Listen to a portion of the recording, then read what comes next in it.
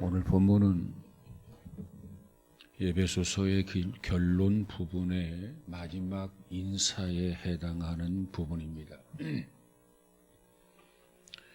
에베소서는 바울이 로마의 옥중에 있으면서 기록한 편지이기 때문에 빌립보서, 빌레몬서, 골로새서 이와 함께 옥중 서신이라 이렇게 부르게 됩니다. 특별히 바울은 에베소에서 3년 동안 머물면서 열심히 전도를 했습니다. 그렇기 때문에 에베소 교회에 대해서 어느 교회보다도 관심이 높았습니다. 그래서 바울은 오늘 이 에베소서를 기록을 해서 에베소 교회뿐만이 아니라 그 인근에 있는 여러 교회들이 같이 회람을 해서 같이 이 편지를 읽도록 했던 것입니다. 로마로부터 이 편지를 받아서 에베소에 전달한 사람은 두기고라고 하는 사람이었습니다. 이 두기고는 본래 아시아인으로서 바울을 적극적으로 도와주었던 동지였고 무엇보다도 진실한 사람이었다는 것입니다.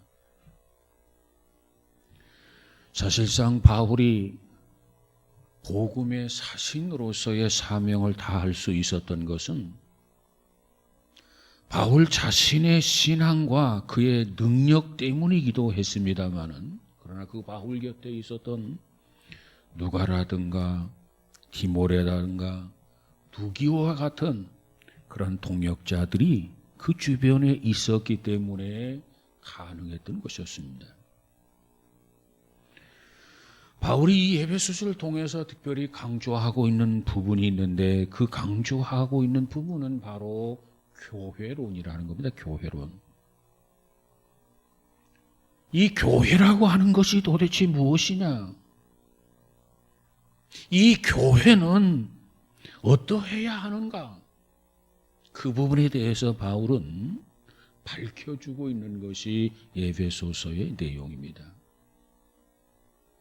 한마디로 말하면 교회라고 하는 것은 그리스도의 몸이다. 그리스도는 교회의 머리라고 하는 말로 우리는 바울의 교회관을 살펴볼 수 있습니다. 머리와 몸이라고 하는 것은 한 몸이라는 뜻입니다.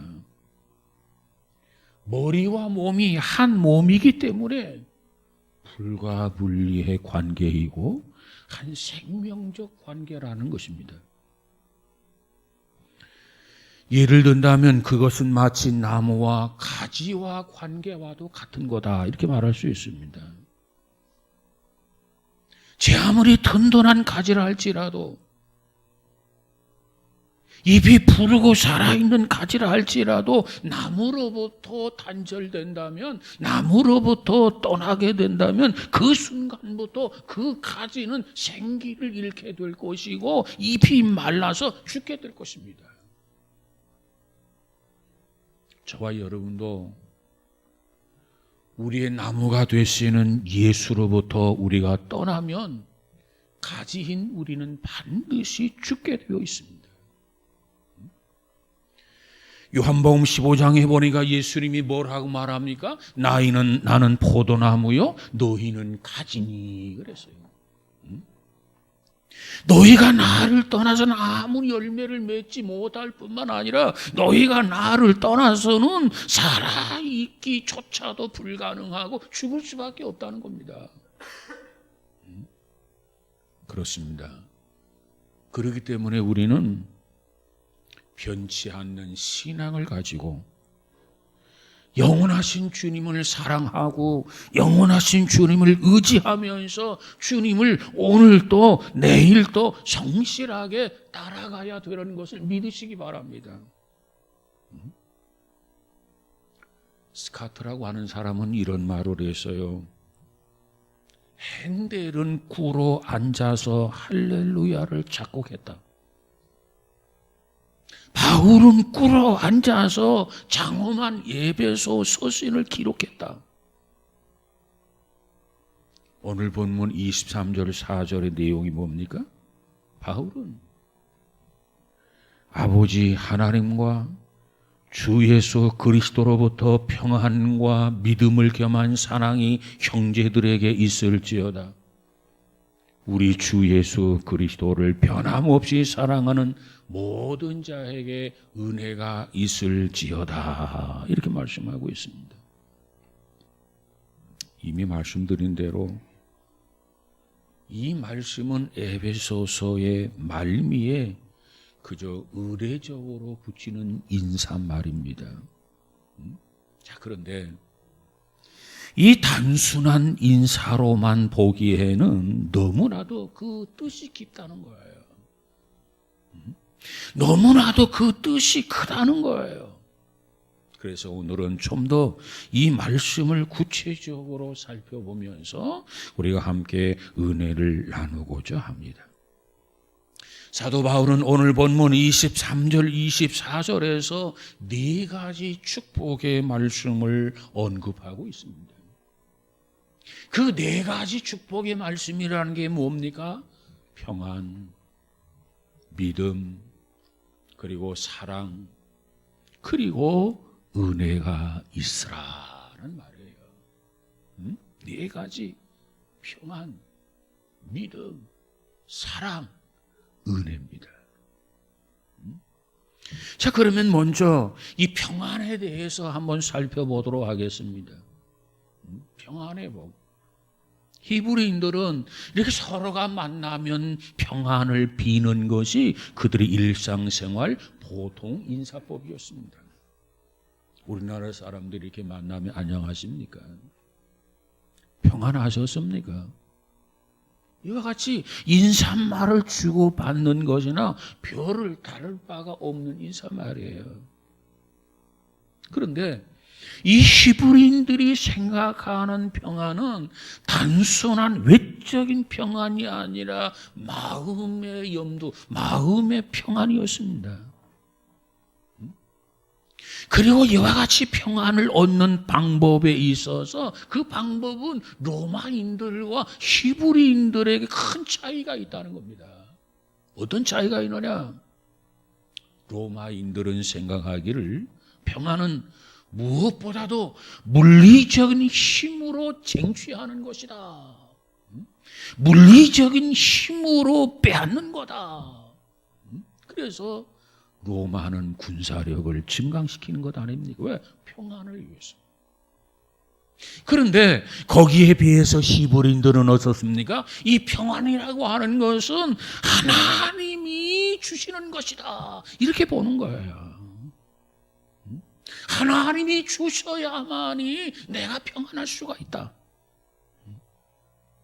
그래서 요한복음 14장 27절에 가보니까는 주님께서 친히 말씀하시기를 평안을 너희에게 끼치노니 곧 나의 평안을 너희에게 주노라. 내가 너희에게 주는 것은 세상이 주는 것과 같이 아니하니라. 이렇게 말씀을 하셨어요.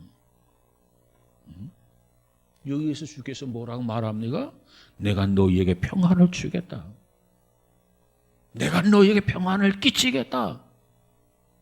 다시 말하면 내가 너희에게 살롬을 주겠다는 말씀이에요. 그리고 이 평안은, 이 살롬은 주님께서만이 주실 수 있는 겁니다. 주님께서만이 주실 수 있는 거예요. 그리고 이 주님께서 주셔서 우리가 그걸 부여받아서 그렇다면 세상의 그 어떠한 힘도 어떠한 권력도 이 평안을 빼앗아갈 수 없다는 거예요. 이것이 주님이 주시는 평안입니다. 그래서 주님이 뭐라고 말합니까?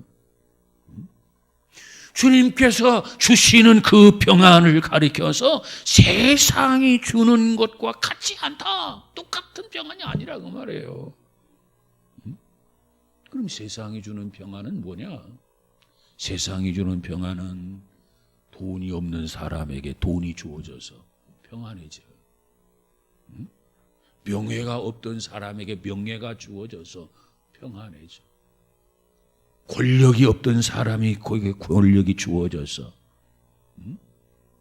성공을 목말라 하던 사람에게 성공이 주어져서, 출세를 고대하던 사람에게 출세해서, 물론 이것도 평안이라 말할 수 있겠죠. 그리고 이것은 상대적인 평안입니다. 이건 일시적인 평안이에요. 이것은 불완전한 그런 평안이에요. 정말 사실이 아니기를 바랍니다마는 고위층에 있는 사람들의 부인들은 자신들이 지금 누리고 있는 지위나 행복이 혹시 깨어질까? 그래서 불안을 느끼고, 불안하기 때문에 소문난 점쟁이들에게 찾아가서 뭔가 기대하고, 아니면 집으로 불러들이는 그러한 일들이 없지 않아 있다는 것 아니겠습니까? 여러분, 그렇다고 해서 영원히 권력이나 행운이 계속되는 것은 아니라는 거죠. 자, 그런데 오늘 바울에서 언급하고 있는 평안, 이 평안은 그와 같이 어떤 세상적인 평안, 그걸 말하는 게 아니고 주께서 주시는 평안을 언급하고 있습니다. 주님께서만이 주실 수 있는 이 평안, 세상의 그 어떤 것을 통해서 얻는 평안이 아니라 오직 하나님이 주실 수 있는, 오직 주님이 주실 수 있는 그 평안을 언급하고 있는 겁니다. 세상을 통해서 얻는 평안은요, 세상이 흔들리면 같이 흔들리게 되어 있어요.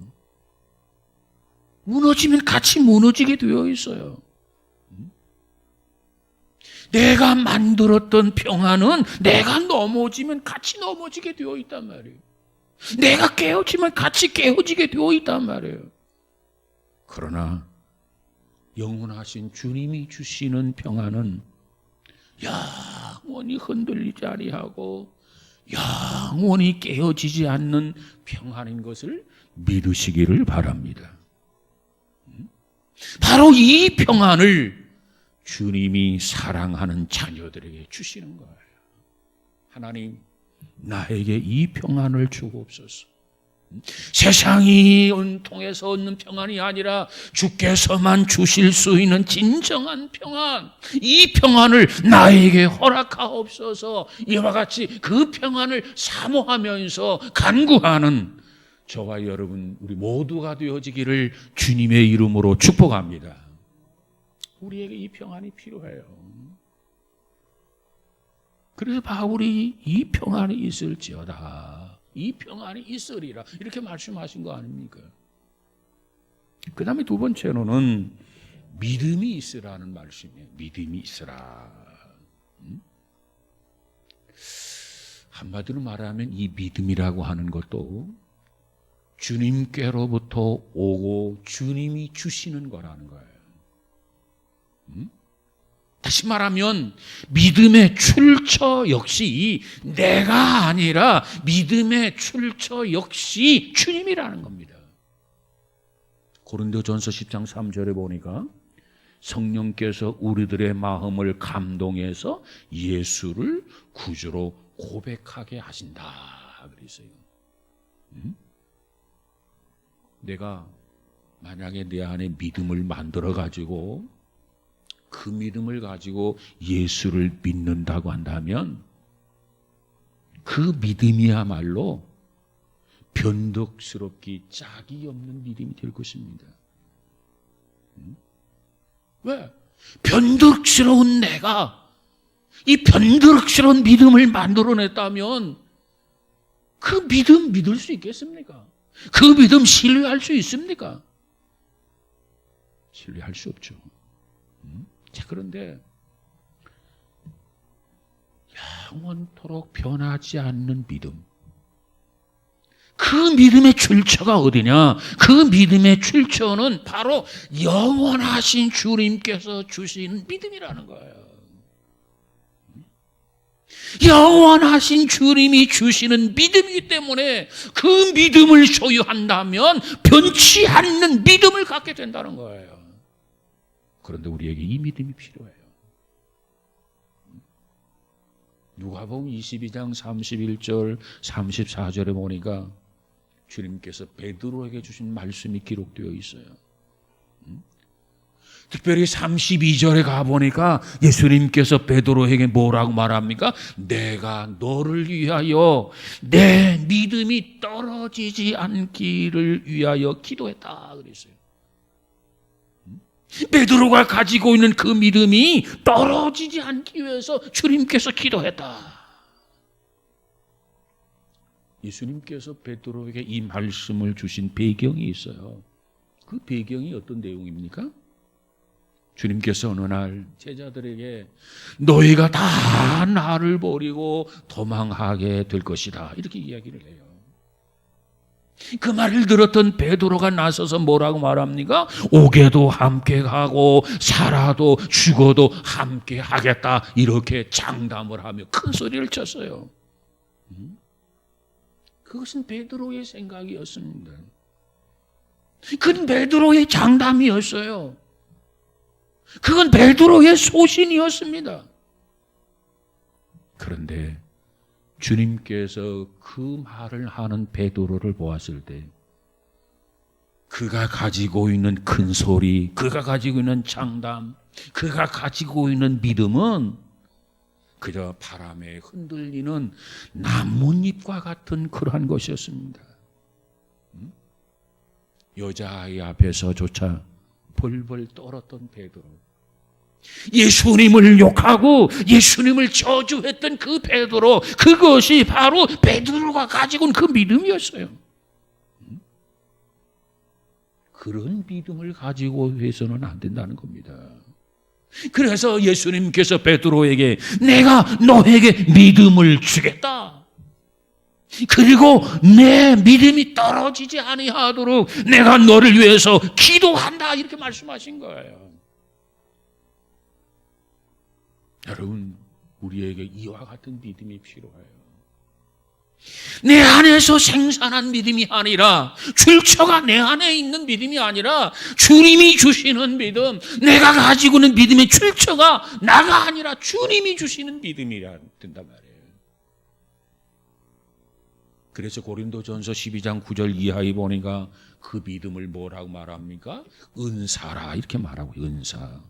다시 말하면 믿음은 하나님이 주시는 선물이라는 겁니다. 선물. 그렇습니다. 주님이 주시는 믿음이라야 튼튼한 믿음이 될 수 있어요. 주님이 주시는 믿음이라야 영원한 믿음이 될 수 있어요. 주님이 주시는 믿음이라야 흔들리지 아니하고 든든해질 수 있어요. 여러분, 우리 모두에게 이 믿음이 있어지기를 주님의 이름으로 축복합니다. 그래서 우리는 주님을 향해서 주여 나에게 믿음을 주옵소서, 주여 믿음 없는 것을 도와주소서, 이와 같은 믿음이 충만하게 하옵소서, 이렇게 기도하는 것 아닙니까? 여러분, 우리 모두에게 이와 같은 믿음이 충만하기를 주님의 이름으로 축복합니다. 그 다음에 세 번째로는 사랑이 있으라라는 말씀을 생각해 봅시다. 사랑. 하나님이 세상을 창조하셨어요. 그리고 인간을 창조하셨어요. 그리고 그 인간에게 사랑을 부어주셨어요. 그래서 이 사실을 사도 요한은 깨닫고 요한일서 4장 16절에서 이렇게 정리합니다. 하나님은 사랑이시라. 이렇게 선언을 해요. 내가 경험한 하나님, 내가 체험한 하나님은 그저 사랑이시라. 여러분, 그 뜻이, 그 의미가 뭡니까? 하나님은 영원 전부터 영원까지 사랑의 하나님이란 뜻이 아니겠습니까? 이성을 그리워하며 사랑하는 것을 헬라 사람들은 뭐라고 하느냐? 에로스라 이렇게 얘기해요. 친구가 친구에게 보내는 우정, 사랑을 뭐라고 하느냐? 필리아라 이렇게 얘기합니다. 부모가 자식에게, 자식의 부모에게 쏟는 사랑을 뭐라고 하느냐? 스톨게라 이렇게 말합니다. 자, 그런데 엄격하게 말하면 이와 같이 연인끼리의 사랑, 부부간의 사랑, 친구의 우정과 사랑, 부모 자식 간의 사랑이라고 하는 것은 금가기가 쉽다는 거예요. 깨어지기가 쉽다는 거예요. 무너지기가 쉽다는 거예요. 그것이 바로 속성, 그와 같은 사랑의 속성입니다. 자, 그런데 인간을 지으시고 사랑을 부어주신 그 하나님의 사랑, 그 하나님의 사랑은 그 출처가 하나님이시기 때문에 쉽게 금이 가지 않습니다. 쉽게 깨어지지 않습니다. 쉽게 무너지지 않는다는 거예요. 질적으로 달라요. 그러게 그 사랑을 뭐라고 말합니까? 아카페라 이렇게 불러요. 아카페. 스코트라고 하는 사람이 이런 말을 했어요. 참된 사랑이란 하나님께서 오직 우리 사람에게만 주신 선물이다. 하나님의 참된 사랑은 오직 우리 사람에게만 부어주신, 허락하신 선물이라는 거예요. 그렇습니다. 우리는 하나님의 사랑을 받고 있어요. 하나님의 사랑 속에 태어났어요. 이 사랑을 받은 사람만이 이 참 사랑을 살면서 실천해 나갈 수 있다는 겁니다. 그래서 주님은 이렇게 말하고 있어요. 내가 너희를 사랑한 것 같이, 내가 너희를 사랑한 것 같이, 너희가 나의 사랑을 경험했다면, 나의 사랑을 체험했다면 이제 너희도 서로 그 사랑을 가지고 나누어라, 서로 사랑하라, 이렇게 말씀하지 않았습니까? 우리는 사랑의 사도가 되어야 돼. 사랑하는 사람이 되어야 돼. 이와 같은 은혜가 있어지기를 주님의 이름으로 축복합니다. 오늘 본문 23절에 보면은 평안과 믿음을 겸한 사랑이 형제들에게 있을지어다 그랬어요. 믿음과 사랑, 평안과 믿음을 겸한 사랑. 하나님이 주시는 사랑은 평안도 믿음도 겸비한 사랑이라는 건 아닙니까? 이 사랑과 이 평안과 믿음은 마치 카메라를 받치고 있는 새 다리와도 같아요. 참 사랑이란 믿으면 믿을수록 마음이 평안해지게 되고, 참 사랑이란 그 사랑 때문에 우리의 믿음이 더 확고해지고 든든해져 가는 것이 참 사랑인 것을 믿으시기를 바랍니다. 여러분, 오늘 우리는 하나님께서 이와 같이 부어주시는 사랑이 우리 안에 충만해져서 사랑을 실천하며 살아가는 복 있는 성도가 되어지기를 주님의 이름으로 축복합니다. 그럼 네 번째, 은혜가 있을지어다. 은혜. 여러분, 은혜라고 하는 말이 뭡니까? 이 은혜라고 하는 말이 에베소서만 보더라도 13번이나 기록되어 있단 말이에요. 여기서 말하는 은혜라고 하는 것은 뭐냐? 예수 그리스도를 통해서 주신 구원, 그리고 그를 통해서 얻게 되는 영원한 기업을 은혜라고 말합니다. 바울은 오늘 본문 24절에서 이렇게 말합니다. 우리 주 예수 그리스도를 변함없이 사랑하는 모든 자에게 은혜가 있을지어다 그랬어요. 이 말씀을 묵상하면 우리 가운데 어떠한 사람이 은혜를 받습니까? 은혜를 받은 사람은 누구입니까? 은혜를 받을 사람을 밝혀주고 있는 것이 오늘 본문 24절이에요. 어떤 사람이 은혜를 받는다고 말합니까? 은혜를 받는 사람은 주님을 변함없이 사랑하는 사람이라는 거예요. 주님을 끝없이 사랑하는 사람이 은혜를 받는다는 겁니다. 여기서 말하는 변함이 없다. 무슨 뜻일까요? 변함이 없다라고 하는 말은 썩지 않는다, 그런 뜻입니다. 썩지 않는다. 음식이 변하면 어떻게 됩니까? 썩어요. 신앙이 변하면 어떻게 돼요? 썩어요. 썩은 그릇에는 은혜를 담을 수가 없어요. 신선한 것을 담을 수가 없단 말이에요. 계시록 22장 13절에 가보니까 나는 알파요 오메가요 처음과 나중이요 시작과 끝이라, 이렇게 말씀하셨어요. 히브리서 13장 8절에 가서 보니까 예수 그리스도는 어제나 오늘이나 영원토록 동일하시다, 이렇게 말씀을 하셨어요. 그렇습니다. 우리 주님께서는 이처럼 변치 않는 분이시고 시작과 끝이 같으신 분이십니다. 변하지 않는 분이에요.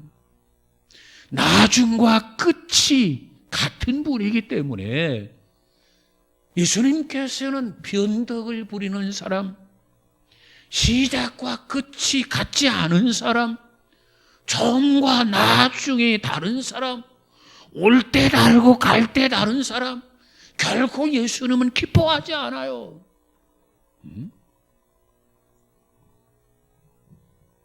여러분, 오늘 우리를 자신을 되돌아볼 때 주님을 향해서 주님, 내가 무엇을 좀 하겠습니다, 그렇게 기도한 적이 있어요. 또 하나님 이렇게 하겠습니다, 약속한 적도 있어요. 서원한 적도 있어요.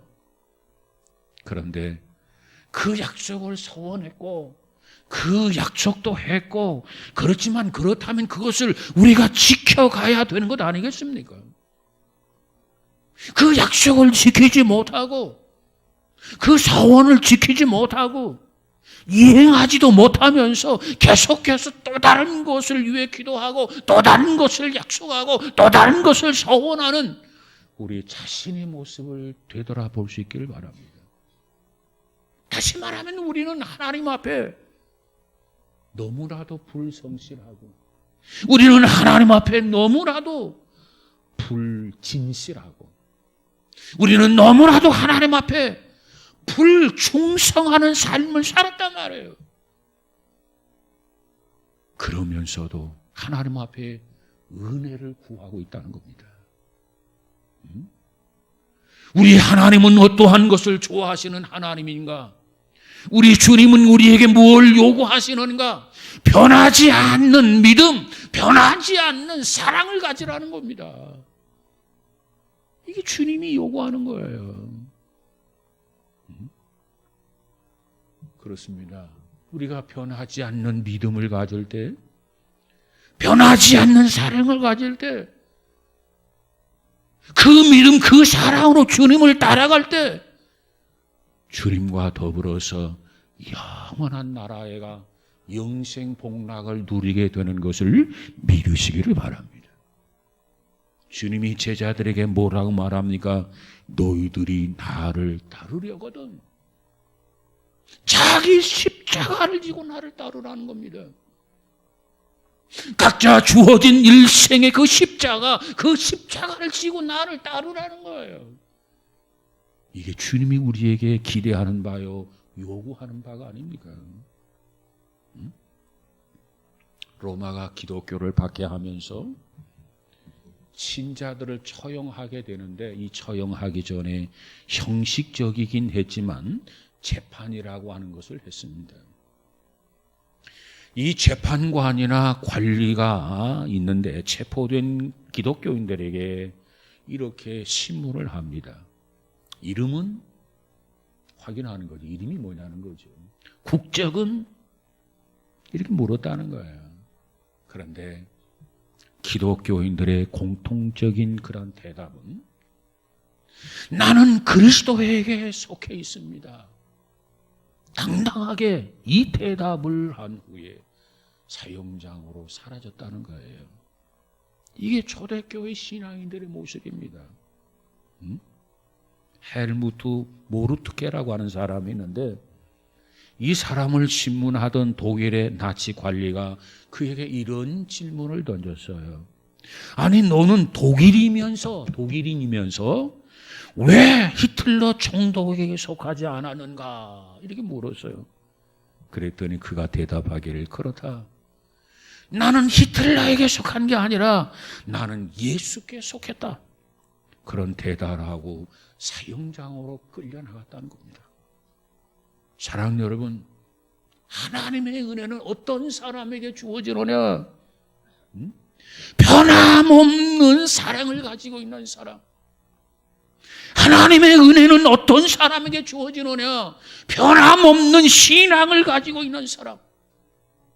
어떤 환난과 역경 속에서도 흔들리지 아니하고 주님만을 섬기고 주님만을 따르고 주님만을 사랑하는 사람에게 주님께서 은혜를 주신다는 것 잊지 않기를 바랍니다. 아무리 세상이 변해도, 시절이 하수상해도, 역사가 변해도, 어떠한 상황이 변한다 할지라도 끝까지 우리의 믿음이 변치 않기를 바랍니다. 주님을 향한 사랑이 변치 않기를 바랍니다. 변해서는 안 돼요. 그러게 나에게 믿음을 주옵소서 기도하는 성도가 되시길 바랍니다. 이 세상 험하고 나 비록 약하나 늘 기도 힘쓰면 큰 권능 얻겠네. 주의 은혜로 내 속마다서 비와 같이 붉은 죄 눈같이 희겠네. 여러분, 이 믿음이 변하지 않기를 주님의 이름으로 축복합니다. 내 기분이 어떠더라도, 내 감정이 어떻더라도, 내 환경이 어떻더라도, 내 여건이 어떻게 변할지라도 우리의 믿음, 우리의 사랑만은 변해서는 안 됩니다. 영원하신 예수님을 변치 않는 신앙으로 묵묵히 따라가는 저와 여러분, 우리 모두가 다 되어지기를 주님의 이름으로 축복합니다. 바울은 이렇게 말합니다. 우리 주 예수 그리스도를 변함없이 사랑하는 모든 자에게 은혜가 있을지어다. 이 은혜가 저와 여러분, 우리 한양중앙교회에도 충만하기를 주님의 이름으로 축복합니다. 기도하십시다. 거룩하신